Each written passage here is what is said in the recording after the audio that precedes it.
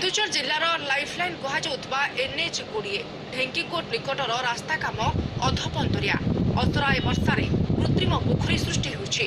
अधपंतरिया overbridge और service road पर बारंबार दुर्घटना घटुछि। रास्ता दाबी अनशन बसिଛନ୍ତି स्थानीय सरपंच। अंचलवासी बारंबार प्रशासन हो कि एनएच कर्तृपक्ष को बारंबार नवेदन करें न शुणा पर शेष में आज ढेंकीकोट सरपंच नेतृत्व में अंचलवासी आज एठार आमरण अनशन बसते। तेज आमरण अनशन बसी सरपंच सहित सीधा सड़क आलोचना करा मैडम आज आप कहीं अनशन बसी कौन रही आप दाबी?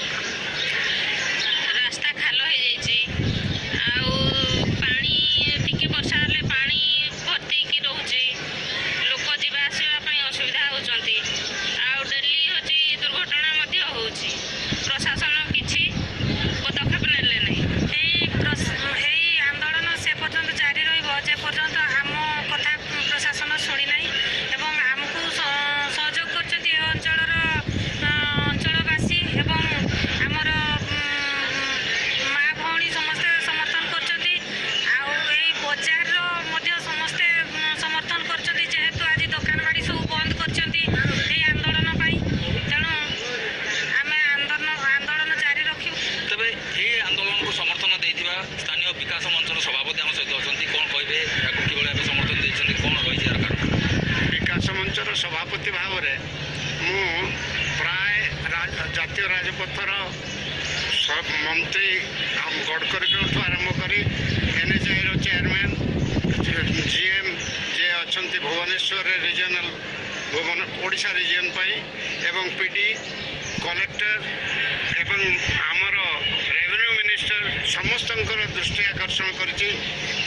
कि नवीन पट्टनायक दृष्टि आकर्षण करछि जे अंचल जो अधा पंतरिया भाव में कंट्राक्टर काम छाड़ी चलीगला लोक मैंने 6 वर्ष 7 वर्ष है दुख दुर्दशा पड़ी। तेज आम सहित जो बुद्धिजीवी अच्छा कौन कहे देखु जो समस्या आज आम समस्या ये एकत्रित हो आमर समस्त धैर्यच्युति घटी सहबार सीमा अतिक्रमण कर तेणु आम बाध्य जो आमर स्थानीय लोकप्रतिनिधि सरपंच अनशन कर निष्पत्ति ने आम नैतिक बल जोगैचु नैतिक समर्थन देचु सहित आम अच्छु जेपर्यंत आम समाधान प्रकृत पंथा सठिक प्रतिश्रुति न पाइचु से पर्यंत ये प्रकार ये जारी रहिबो। स्थानीय बणिक संघ समर्थन देती तेज बणिक संघर सभापति आम सागर अच्छा कौन कहे कि भाव आप समर्थन देते?